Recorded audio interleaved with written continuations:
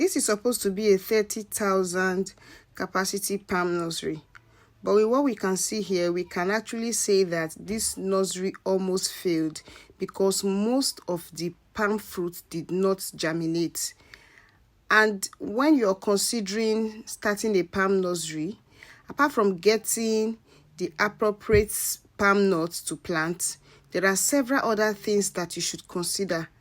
You must put into consideration the availability of water, because at the time you are starting the nursery, it's possible that there may not be rainfall at that time. So you must consider the availability of water close to you so that you can always water them when the time is right. Then you should also consider manure. When you are planting, you need manure before you plant. Then the workers you have around, if you're not the one caring for them by yourself, also play a good role. Like you can see here, they are actually trying to remove some trees that are supposed to be causing obstruction. They literally left those trees to grow. According to them, they said they are actually feeding from it. Instead of them to pick those things out, transplant it to an appropriate place, they left them to grow and missed the fruit, which is actually a disaster. So these are some of the ones that did not germinate. You can see how many they are, and if you compare this with what actually germinated, you can see that the losses are more than what actually germinated. If not that some of these palm did not germinate, looking at the whole capacity, looking at how green and flourishing the ones that germinated are, we would have actually said this is a successful nursery, because you can see how greenish and flourishing the ones that germinated are.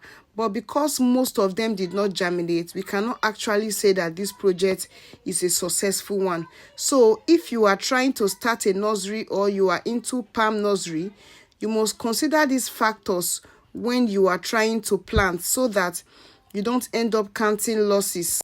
As much as we cannot completely rule out the chances of some of the palm fruits falling by the way, it is always better if you can at least minimize the losses. So imagine planting 30,000 and at the end of the day, only 10,000 sprouted. No farmer will be happy for this kind of harvest.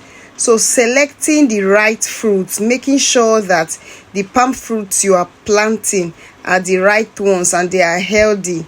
Availability of water, we cannot overemphasize this. Make sure you have water readily available at each point, surrounded by the right hands, and also making sure that when necessary you give them manure. So these are some of the things that some farmers do wrong, that at the end of the day make their palm fruits not able to sprout. So that being said, leave a comment if you have any question. Don't forget to like this video and subscribe to this channel.